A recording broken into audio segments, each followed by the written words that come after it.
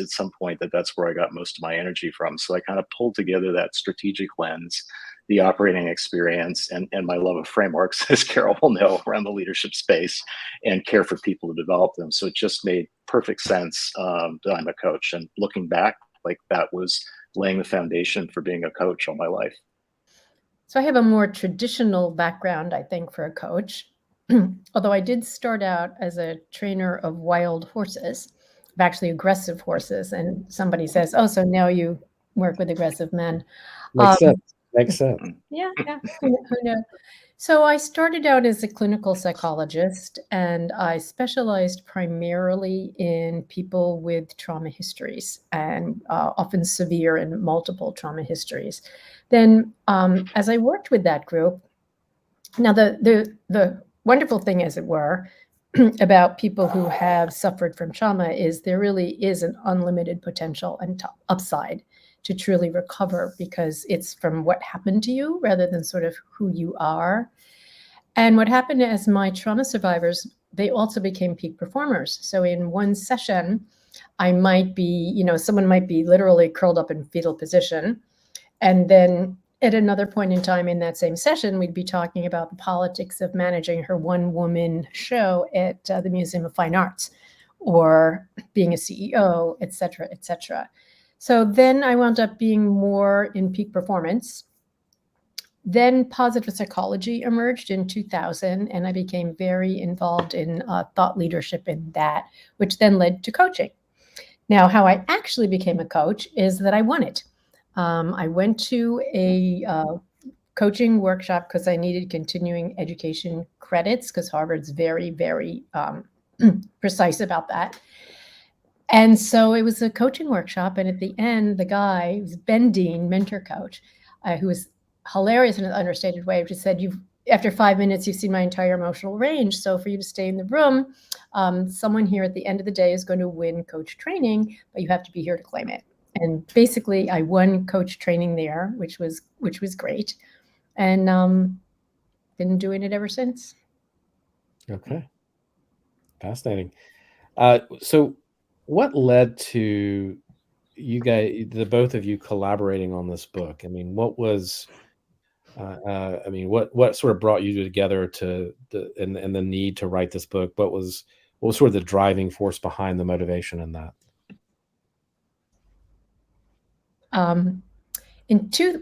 Two things. Sometime in 2014, I got 2 emails in one day from people who didn't know each other saying, "You have to meet this guy, David Noble." So it started out like that, sort of like a blind date from 2 different sources the same day. And then what happened is I gave a keynote at a Guns Under Partners meeting, which translated into beginning to do some coach training there. David and I developed a coach training program, which went out to about 300 or 400 of their partners and consultants. And then by 2017, we were wondering, like, what are we doing?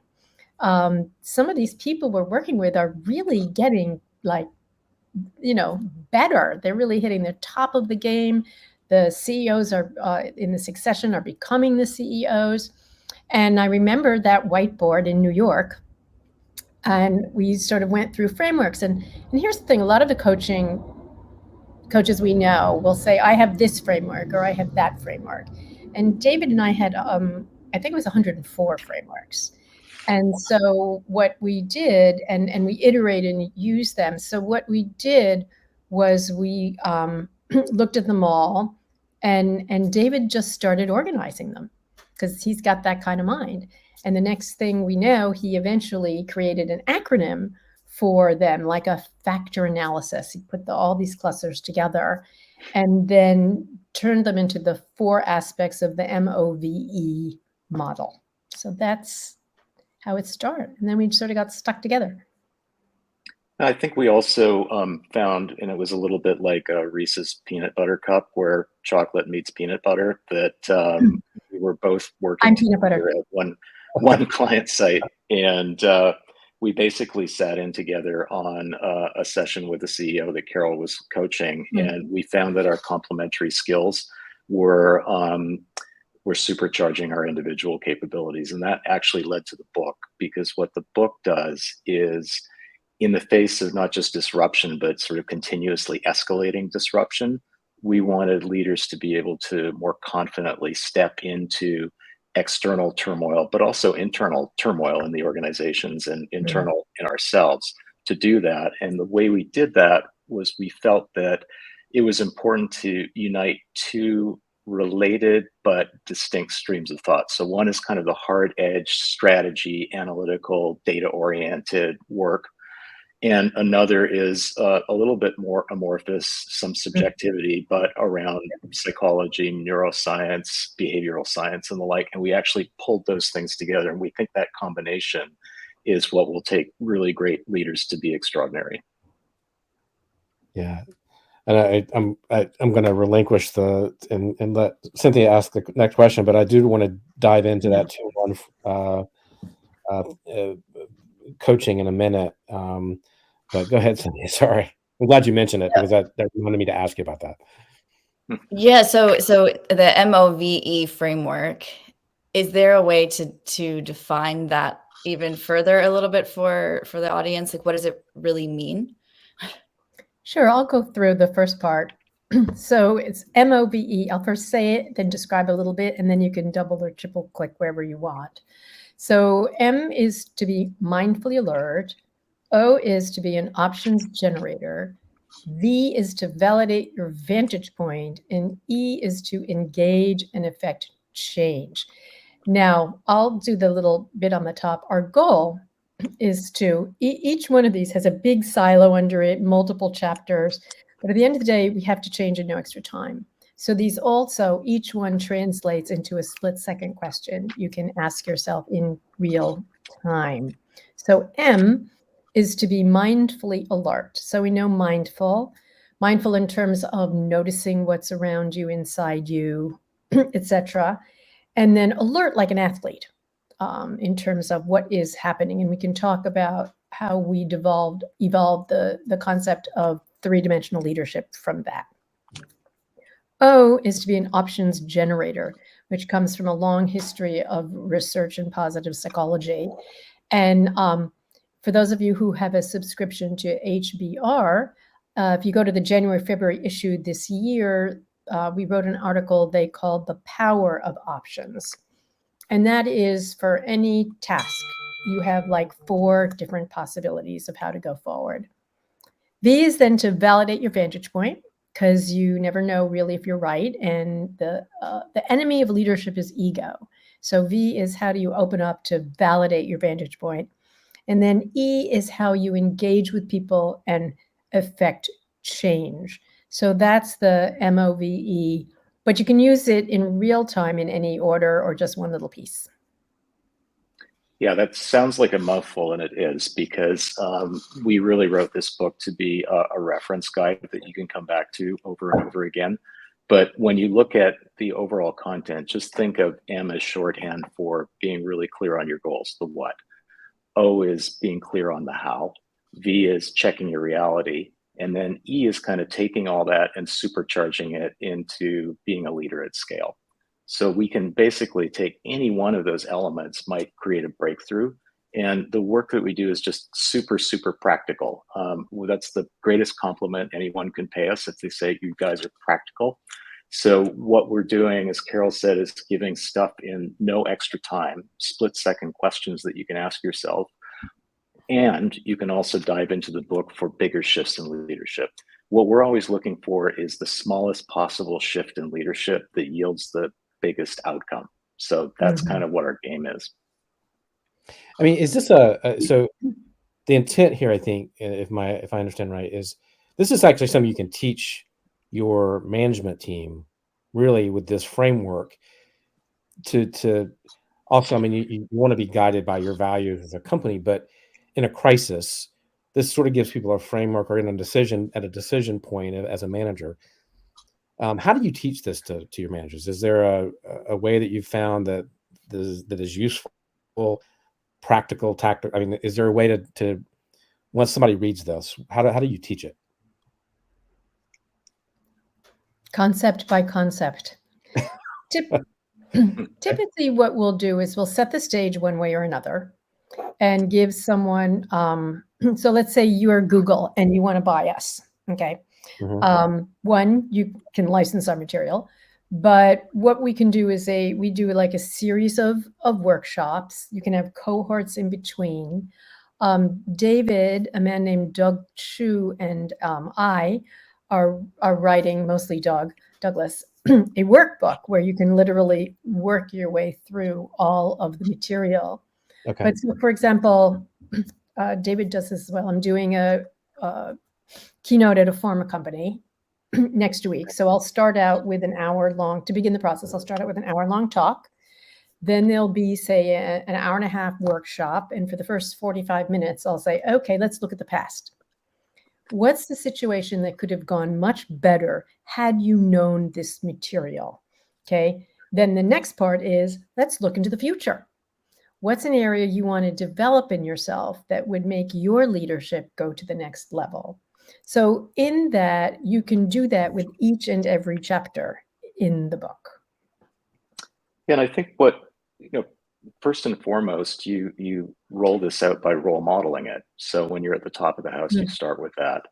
And then, as Carol said, we can apply this to any kind of cohort of high potentials. And we can also apply it in the context of a leadership team where you're actually unpacking a problem that they need to solve. So is it something that's related to the team's alignment?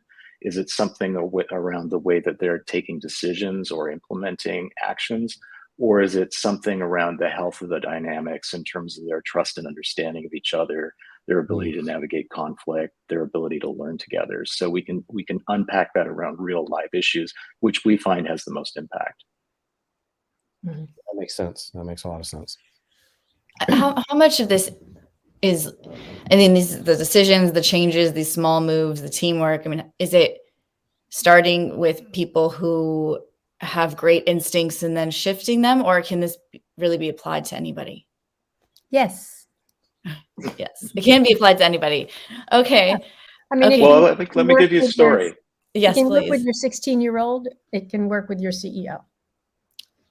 Okay. So here's a quick story. I'm sure Carol's got some as well, but one very powerful thing, again, this is small shifts that create disproportionately positive outcomes that can be real game changers. So we have this concept in the book of real-time leadership that you have two parts to real-time leadership. One is to be able to create space in between a stimulus that you've got, like something that's coming at you or that you have to deal with, and the way you respond to it. Because if you just reflex, your playbook might be off if it's like a brand new type of crisis or a brand new type of opportunity. So creating that space and then being able to step into peak performance using that space with the model. One way that we create space is it's based on Dick Schwartz's work in internal family systems. And we borrowed from what Dick was talking about in terms of being able to know when you're in your best self, which would in turn make you your best leadership. So the shorthand for that is that we ask individuals 5 questions on a scale of 1 to 10. So first is, how calm are you right now? At a 10, you're super chill. At 1, you're frenzied and anxious. Second is, how curious are you? Are you really interested in learning about yourself, what others think, and learning? 10 is yes, right on. 1 is like, I'm finished learning. The third one is clarity. So 10 is my thoughts are crystal clear. 1 is super fuzzy. Question 4 is, how courageous are you? 10 is like super courageous. 1 is not so much. And the last one is, how compassionate are you towards yourself and towards others? So an example of this is I had the first time meeting a CEO of a private equity portfolio company. And we had 15 minutes before we were going to go into a meeting of his executive team that he'd invited me to. And I said, let's just do this quick exercise before then. So I'm going to ask you these 5 questions. Scale of 1 to 10, how calm are you? And he goes, 10. Okay, great. Scale of 1 to 10, how clear are you? 10. I'm always clear. Scale of 1 to 10, how curious are you? 10. I'm a lifelong learner. Do I have to ask if you're courageous? Like 20. Okay, last question. How compassionate are you towards yourself and towards others right now?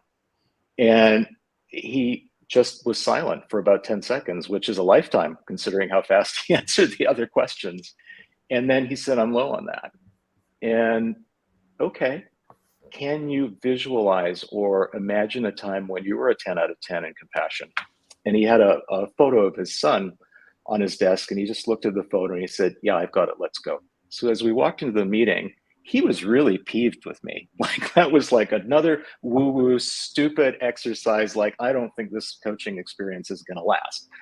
We sit down and the CFO is announcing that he's leaving the company for personal reasons because his dad is at the end of his life and he wants to look after him until the last day. And as he says that, he bursts into tears and he's not consolable. And no one in that room knew what to do. And this time there was like a 5-second lag, which is long enough. And the CEO got up out of his chair, walked around, sat down next to him, put his arm around him and said, it's going to be okay. We've got your back. We're there for you.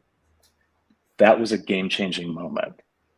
And when he left the meeting, the CEO left the meeting, he said, I never would have thought of that. And that was exactly the right thing to do. So that's one of those examples where just, a regular person, and you might say a limited leader in many respects, could really step into that and unlock something special just in a moment, in no extra time, and in that moment.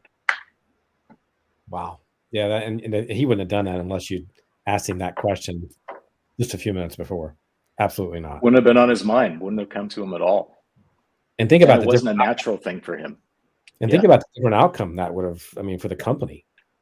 I'm sure that CFO stayed around after they probably gave him the leeway to go take care of his dad. So, that's right. Wow. They did.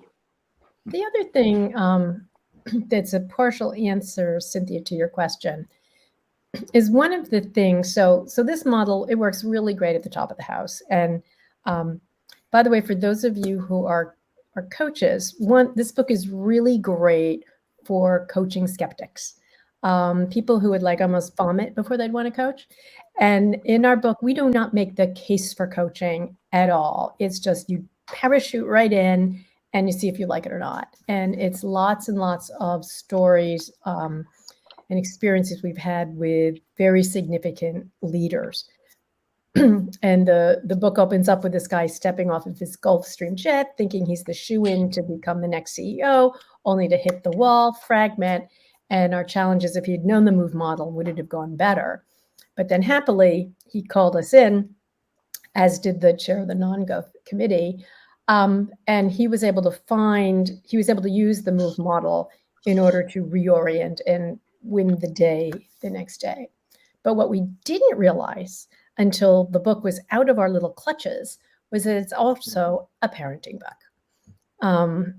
So a quick example for that one, and I'll kind of take you a little bit through the MOVE model a bit.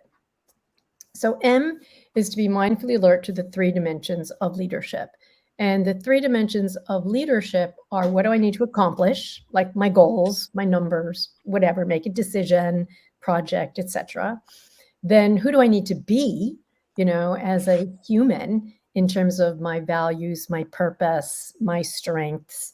And then how do I need to relate? And that one is, the golden rule, which is treat others as you would want to be treated, or treat others as they would want to be treated. Okay, so that worked with Matt, the CEO. But now we'll go to Michael when he was 11, my son. And I come in at the end of the day, I am tired. And there's this ungodly mess on the dining room table. And he says, Mom, I'm done with my homework. Can I go watch TV right now? Okay, so think of that first dimension of leadership. What do I need to accomplish? Well, your reflex, and the whole book is about making space to free yourself from your reflexes. Your reflex is to get the damn homework done. Like, hello, what else? However, if you then say, well, what do I really need to accomplish? And give yourself just a second of space, because our brains work really fast. It's like, oh, actually, is it about instilling a kind of discipline? Is it about a love of learning? Is it about not seeing your mother's head pop off because you see how mad she is? Okay, so that's the first dimension of leadership right there. The second dimension of leadership, who did I want to be? Have I invested enough in my emotion regulation and my own capacities so that I am able to not react? okay, and not overreact. And then how do I need to relate? So for that one, the options generator, and I'll just do really those two, that is, we have 4 sets of reflexes: fight, flight, freeze, and befriend, which translate into what we call the 4 stances. Think of a tennis player, and you put your legs one way for a forehand, your legs another way for backhand, etc. And so we too, when anything is coming at us, what stance will work? And the 4 of them are: lean in and engage, roll up your sleeves, take action, challenge yourself, challenge others. Lean back, which is collect data. Let's be rational. Let's get the overview, do due diligence. Then there's lean with, which is caring and nurturance and like, how are you? Or at scale, it's culture. And then there's don't lean at all, which is when something's thrown at you, do you have the choice to not catch it? Can you not be triggered? So back to the dining room, or now imagine back to Matt in front of the board. Okay, do I want to lean in and say to Michael, okay, Michael, you really need to get this homework done. Like, okay, let's work on it. Or, okay, Michael, let's, think back to, some inquiring questions. Or like, Michael, can I help you, Han? Or can I not lean at all? And very unusually, I was able to not lean at all. And when you're able to make the active choice to do nothing, which is the hardest of all, then ideas can pop into your head. You invite intuition, you invite sudden knowing, all kinds of things. And what popped into my head was the following question, which I asked Michael, which was, Michael, I want you to ask yourself something. I want you to look at your homework. And if you are proud of your work, go watch TV. And I left the room. So maybe he stayed for a little bit and did a little something. But I thought in that case, it was a very powerful point. So this can work. So imagine that now with a report who's screwing up, not your son, but a report, your boss has screwed up in some way, but just you can really apply that to yourself in parenting, in work with your partner, or at work. Oh, right. We say it's top of the house or in your house. I love that. I mean, I've got a freshman in college and a rising senior. So that is and I was having that discussion last night about exams. So if you were really great at working for your exams right now, like what would that look like? Who would you want to be? What would you want to do? Like, what do you actually want? You're 10 out of 10. What do you want to achieve as part of your exams? And then they start to own it. I needed to have this conversation last week. Yeah. That's the thing with parenting. It didn't quite go like that. I've had a similar experience with an employee who's hypercritical, but then gets kind of halfway on something and wants to run, and figured out after working with them for years to do exactly what you just said, but never had a framework of why it worked. I just knew that it did. Again, after years of like trying everything else. And I'm curious, is it a muscle? Like or is it just retraining yourself to, all right, take a second, 1, 2, 3, or 4? Oh, it's a great question. And it really goes back to the whole theory of change that's a bit of an umbrella over this. So when you think about it, shorthand for creating a change is first you have to set an intention to change, whatever that is. And you have to be motivated to do it. Because if you're not on a scale of 1 to 10 at a 9 or a 10 out of 10 on change, it's just not going to happen because there's so many different things coming at us. So first is to set that intention consciously. Then you need to activate that. So there are usually events to activate that. It might be before an important interaction. It might be something that's upcoming, you can anticipate or whatever, but you have to be able to then activate it. And the way you activate it is by just taking small micro behavioral steps towards your goal. So you're outlining your vision, that 10 out of 10. Like if I was great at patience, what would that look like? What would I be feeling? What would other people be feeling? What would people be saying about me? Where am I now on a scale of 1 to 10? Oh, I'm a 6. Okay. What am I doing right? Then I'm not a 5. So that all those positive strengths that you can leverage to build micro behaviors that you can try to go from a 6 to a 6.5. So you do that, and then you do it over and over again. And at some point in time, you're going to get beyond the intellectual and you're going to have a flash of like, oh my gosh, this worked, right? That flash will give you the impetus to keep practicing it. We work with a retired 4-star general, Chuck Jacoby, and he said, David and Carol, it's all about the reps in anything. And we believe that. So that's where the repetition comes in to actually embed it. Yeah. What do you guys mean by way power? Okay.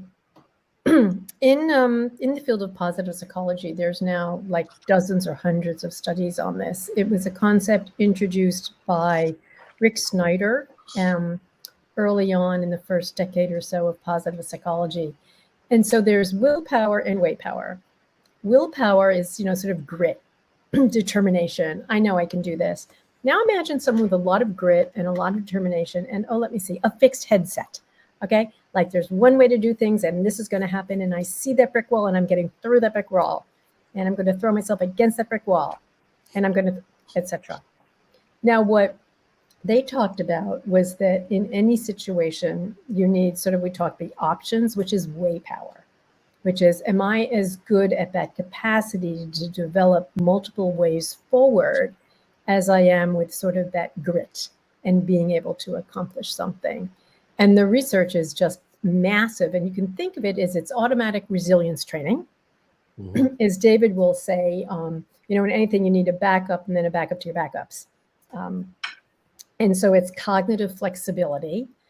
And there was another thing that happened after our paws couldn't get back on the book, is I learned about the work of Stephen Hayes and something with a very complicated, ridiculous name called something like enhanced evolutionary metamodels.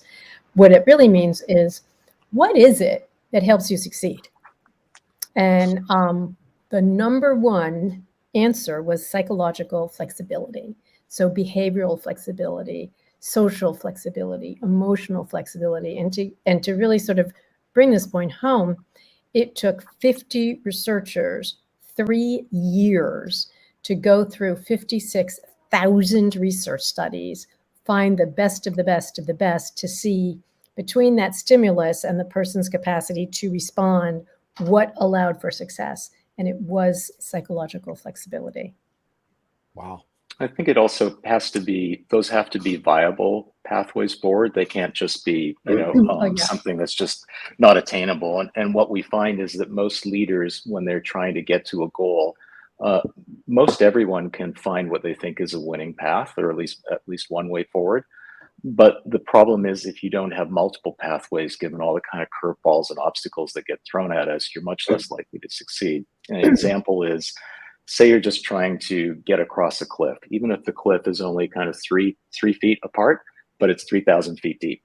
So if you've only got one way forward, like you can run really fast and jump really far, that's great, but you're probably not going to try it. So you might want to think of some other options, like, oh, is there something on this side of the cliff? Have I got assets that I can help maybe build a bridge? Or can I connect to someone over on the other side of the cliff and get some help from them? So it's like creating those viable pathways forward that increase your chances of success. Yes, I understand that. That makes sense. Yeah, just the feedback loop is, I think, the hard part, right? Because you need to take that moment, know who to ask, all of those things, I'm guessing, is part of it. Yeah. Well, what you want to do is increase your agility. So, we tend as leaders to go back to our defaults, which is this whole thing about over relying on reflexes. So we wear a groove in one response. And all we're trying to do is, at the very least, if you could just think of one more possibility, that's the very least. So that's trying to get out of that groove and literally expand your range of leadership. Right. I mean, even ask for that help, right? I mean, even asking people to help you think about something. Absolutely. Even ask yourself. I mean, so often, literally, if you just stop and say, hey, what is the best thing for me to do right now? Or, hey, how is the best way to relate to Cynthia? Like, what would she like it for me to be really engaged, or give her some space, So imagine Rhett and Cynthia, for example. Rhett, you'll be the introvert. Cynthia, you'll be the extrovert. Okay, so Rhett's your boss. He's an introvert. You're in trouble. He thinks, oh, wow, Cynthia just needs some space. You think, where the hell's my boss to help me? Okay, flip it. Cynthia, you're the boss. You're the extrovert. Rhett's having a hard time. And he's like, oh, no, he's having a time. Surely he wants a pep talk and for me to be right there and encourage him. And it's exactly the wrong thing. So how do you kind of just stay attuned to what's around you, notice it, validate your vantage point for yourself so that you can have a sense of, am I doing the right thing? And literally take that split second to ask yourself. Yeah. Carol, do the sneer story. That's a great example of agility. Okay, yeah, sure. So for this one, imagine. Okay, so now I'm imagining talking to you, and okay, I'm going to pick on you. Okay. And imagine that Rhett's on, his video is off, so he thinks.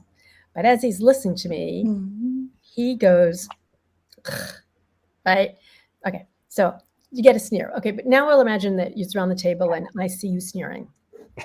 Leaning, what would I do if I leaned in? I'd say, hey, Rhett, like, what's up? What didn't you like about that idea? Or if I'm more sophisticated, I'll go, clock that. I think I'm going to talk to Rhett after the meeting. Or you sneer and I lean back and I'm like, okay, I wonder what it is that's disturbing Rhett. Let me think through what he does, et cetera, et cetera. I might ask him a question, but you'll just fit into my rational grid. Okay, now if I lean with, let's say, and so each of these can be defaults. You can use each one too much. You can use each one not enough. The whole point is that cognitive and emotional and social flexibility. So if I'm leaning with, I'm like, oh no, I offended Rhett. And then I might secretly adjust the entire rest of my presentation to make you feel better or to make you like me, because that is so important to me. Or I have the capacity to not lean at all, and your sneer is data. Okay, so Rhett's not happy with this. Okay, and I don't react physiologically. So that's just an example of, in any situation, one answer isn't always the right one. So for example, a lot of people think the right answer is being nice. Yeah, that's not necessarily the right answer. The right answer might be to lean in and go, excuse me, Rhett, what's going on? Or it could be, Rhett, you're not liking what's going on, but you're very authentic. If you're sharing with me this, it means other people in the room are, and they shouldn't be making you be the spokesperson. So guys, let's just pause and get a read on the room. So there's not, people often think that the lean back or lean with or whatever is the right thing to do. And we have to be careful if there's a lot of leadership fads out there. Sure. And one of them is, we should always be flat and we should always be nice. The point is, you need to respond in real time to what's really needed. Yeah. What's funny is, as you said, those options, I overwhelmingly would have chosen one of them. And if that makes sense. So exactly, I can see, right? Yeah, I can see how that pause is necessary if you're and also an awareness, making, like, knowing you're there to change, because otherwise, no, I would have never thought about how to react. There's definitely, I was thinking the same thing, Tiffany. I mean, I had a default. I mean, a default for sure. I knew exactly what my default was going to be on that. Right? Yeah. Or as my husband says, when I go to my default, he'll go, did I ask for help? So I wanted to lean in, lean with kind of girl. Yeah, I mean, wow. That's a lot to think about today. I do want to, and David, you mentioned the 2-in-1 thing that kind of happened to you coaching. It kind of happened to you by accident, and we're out of time almost, and I hate that because we could go on. Can you briefly describe why you guys think that that's a almost a better approach than one-on-one coaching? Because I think that's a really important point that I got out of the reading, and so, and it's, we don't have a lot of time to get into it. We could have a whole show just on that probably, but I found that intriguing. Well, just very briefly, in my background as a strategist, I would work with CEOs, and I would never think of going into a room by myself to say to a CEO, I can help you with any problem that you've got or anything that you want to work on. So I would have a fleet of partners that I would bring with me that are specialists. So why should it be any different for coaching? Now, coaching you have to have a very close and intimate and trusted relationship with people, but there's no reason why you can't scale it up a little bit. So when Carol and I are in a room, we're better together, first because we have very complementary backgrounds and experiences and insights. Second, something is much less likely to escape us or stump us together than if we were alone. And quick example, Carol's working with first time CEO. He was deregulating. She was working with him on his behaviors with the team. And I just said, what are you trying to get done? And he said, I'm trying to reorganize the enterprise around these dimensions for these reasons. I said, great. So have you done this with the team and this with the team and this with the team? He goes like, 1 out of 3. And I say, okay, well, there's a starting point. So we got to do 3 out of 3 and work on your behaviors in parallel. And that really unlocks something special with them. And we just thought, this is Reese's peanut butter cup. There's something here. Yeah. And it is not the best approach. I would say it's a more exception. If I'm going to be working with if all hell is breaking loose and you've got a really complicated leader and you've got a really complicated situation and the stakes are high, it's who you're going to call. Last week I was in I'm getting us confused. David was in Nashville. I was in LA. We got, major smoke signals from these 2 leaders in the States. And we had to jump in a plane from LA, from National, head to London, do 3 days intense work. So these guys didn't go to war with billions of dollars at stake, etc. That's 2-on-1. Someone saying, I want to be a better listener and overcome my subject matter experience stuff and work on my identity. You don't need both of us for that. Right. The other caveat is the 2 of you have to get along, have to have gone through conflicts yourself, and cannot be an ego war. I think you could tell, now with David and me, one of us wasn't trying to look smart actually I was. No, one of us wasn't trying to look smarter than the other, or better, or claiming peanut butter. You have to really trust the other person, trust their competence, trust their complementarity, and trust whether, no matter how well you're getting along that day, that you fundamentally love each other and want the other person to succeed. If you don't have that, for God's sakes, don't try 2-on-1 coaching. Your client will smell it.